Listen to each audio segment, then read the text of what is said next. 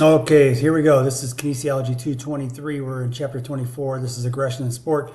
This is presentation number 4. We're starting off on page 608 in the chapter here. And let's just get into this and get going. So they make a point to talk about, sport has the potential to elicit aggression, but also it has the potential to help athletes learn how to control aggressive responses. Now, we talked about earlier, you have these different theories regarding aggression, one of which is like instinct theory, that some people are just instinctively more aggressive than others. And I would contest that when you look at this and how the book is trying to frame this up, you have people might have like an instinctively high level of aggressive behavior. And they use sports as an outlet to be able to channel that energy and kind of redirect that aggressive behavior into something that could be theoretically more productive. But I would also say that you have sports that are inherently more aggressive, and the aggressive behavior has its place.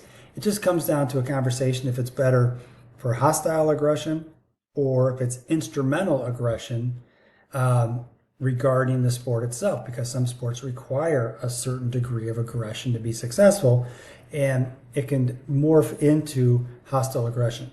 So the book goes into these different strategies for behavior modification. I think there's another conversation that needs to be had here in terms of behavior recognition, to be able to understand the different behaviors and maybe to a certain degree be able to come up with a greater likelihood that one of your athletes might be more aggressive than others. And we talked a little bit about some of the traits of that in a previous presentation, but you might formulate your own strategy on this. But I would have to say, if you're in a sport that is an aggressive type sport that has more instrumental aggression, in some regard, you can make the argument that you're going to have a higher likelihood or a greater number of athletes who have more instinctively more aggressive behavior, right? Because they're kind of drawn to those sports as a way to burn off that aggressiveness. All right. They talk about these strategies. You understand the aggression when it's most likely to occur, modify the reactions, teach the appropriate behavior, establish team norms, help participants control anger, and control spectator aggression. So they're kind of speaking to you as a coach being able to understand these things, but I would also say you have to be able to recognize them, like I said. So in certain situations, you'll have a provocation, right? And these athletes will be provoked into aggressive behavior, and it could be from the environment, like we talked about, in terms of the fans in the stands, or their parents on the sideline, or their teammates, or it could be from you, the coach, who has rewarded that athlete, or in some regards, has not punished the athlete for aggressive behavior. And aggression can definitely manifest itself when your athletes are frustrated. They feel frustrated when they're losing, perhaps the one-on-one battle against a particular opponent, or they're losing within the game itself. Perhaps they had a bad call go against them. You can just imagine a whole series of different scenarios that a person would have that would drive them towards having aggressive behavior. And I think the book probably could have done a better job here of like kind of differentiating, because it's working under the presumption as this more hostile aggression. So the concept you have here is that the athletes, they're going to be passionate about their sport, and they don't want to fail themselves. They don't want to fail their parents. They don't want to fail their coach or their teammates. And they'll be more likely to be aggressive, almost as a protective mechanism to save face. Whereas, athletes who focus on process are going to have a different level of aggressiveness than outcome-oriented individuals. And it kind of gets back to some of the stuff we talked about in terms of intrinsic versus extrinsic motivation, what those drivers are and how stress is processed. And when you have this kind of anxiety, whether it's trait or state anxiety, and how that manifests itself into aggression, you can kind of start to connect the dots with them, right? So teachers and coaches, they should be sensitive to understanding, detecting, and controlling aggression in these different situations, and identify and intervening with individuals who may be particularly prone to being aggressive. You may have to start to come up with ways to pick out which of your athletes are going to be more aggressive than others. They talk about modifying aggressive reactions, and you just can't control everything on the field. You can't control everything in the practice environment, but you can certainly see when your athletes are kind of on the edge and they're becoming more aggressive, or they're becoming progressively more frustrated, or perhaps they have greater situational anxiety. And so as a result, you start to kind of see these things manifest themselves, and you hope you see this long before the aggressive act happens. And these are very much like the warning signs of an aggressive act. And you try to intervene as a coach on behalf of the athlete, but you can also teach your athletes to have better coping skills, to be able to be more in touch with their own emotions and realize when they're going from and transitioning into from an instrumental aggressive state to a more hostile aggressive state, and find ways that they can intervene and have self-interventions and not let it manifest into a action on the field itself that perhaps will get them a penalty or thrown out of a game. So they talk about more than 400 athletes here in one study. They found that individuals who can control their anger tend to be less aggressive and do not feel that aggressive or aggression is as legitimate. Finally, in an intervention study, youth hockey players were taught cognitive and emotional skills as well as on-ice routines. And so this gets down to like psychological skills development, as we talked about in another chapter, to be able to have a self-intervention and be able to minimize, or first recognize those behaviors, and then minimize an aggressive knee-jerk reaction from some of the behaviors or the stress that they're feeling in the emotional side of the equation.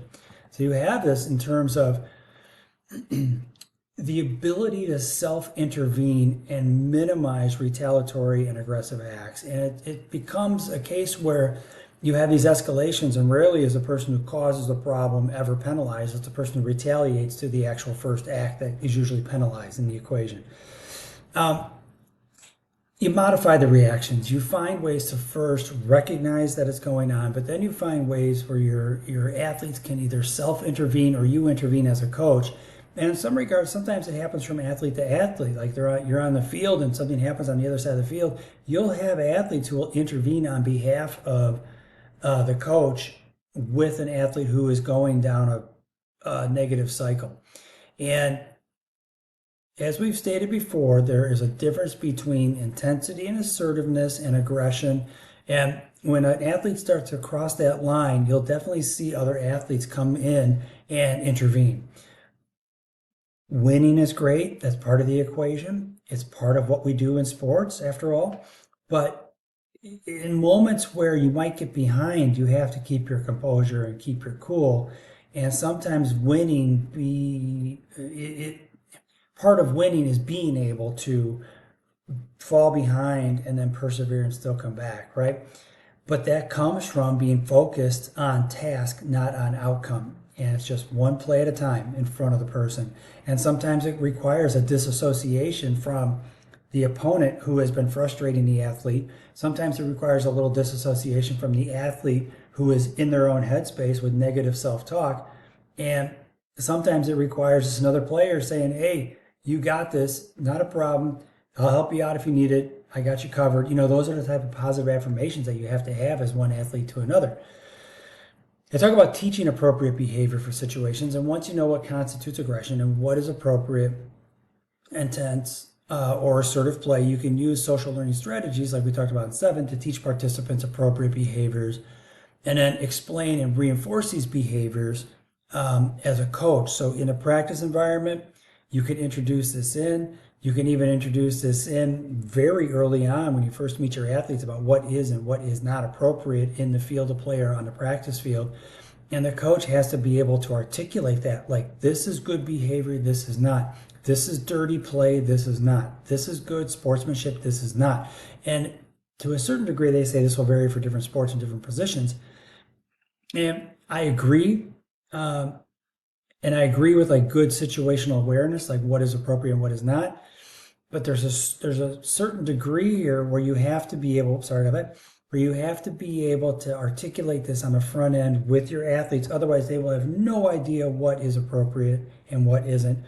And then importantly, they will have no idea what are the ramifications of poor behavior. I didn't know I'd be penalized for that. I didn't know I'd be thrown out of the game. I didn't know you were going to bench me for that, coach. these are the things you have to articulate to your athletes on the front end. So they provide 7 steps. And this is a process that can be used in different environments, different situations, but it includes communication between both sides, collaborating on a resolution, and developing an action plan to do so.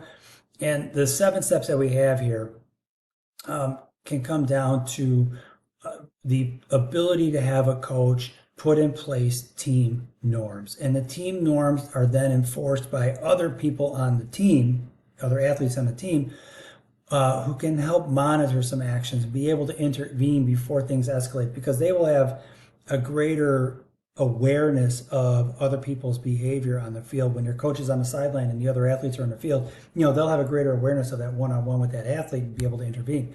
So when I talk about peer leaders in this example, they're saying they were taught to implement the following steps in nonviolent conflict resolution: agree to meet, record the facts. Let me scroll this.